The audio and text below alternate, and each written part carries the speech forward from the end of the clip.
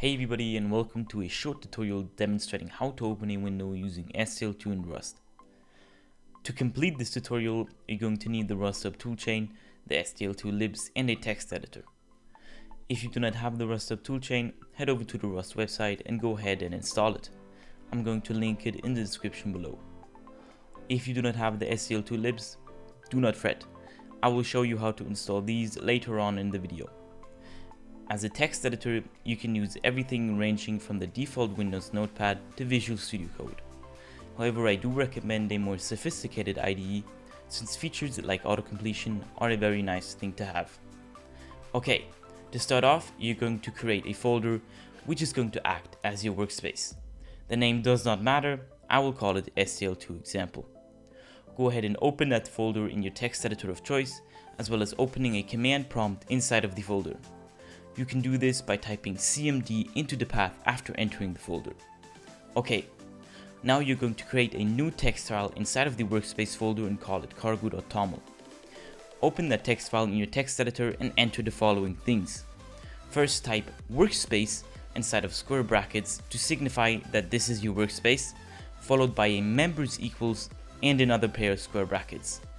This list will specify all the packages contained inside of this workspace.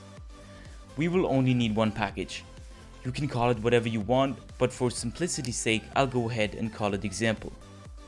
Next, let's create the package we outlined by running the cargo new command, followed by the package name inside of the command prompt we opened earlier. This is going to create a package folder for us with the name we specified containing multiple files. We are interested in the cargo.toml file as well as the main.rs file found inside of the source directory.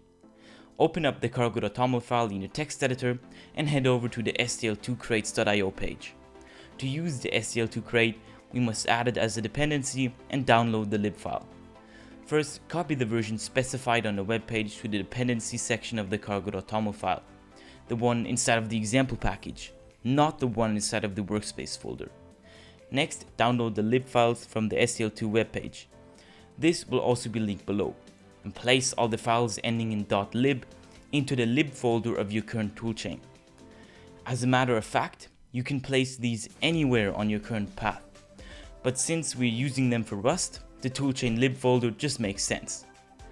For RustHub users on Windows, this will be user/your username /rusthub/toolchain/your toolchain, most likely the MSVC toolchain, /lib/rustlib/your toolchain again /lib.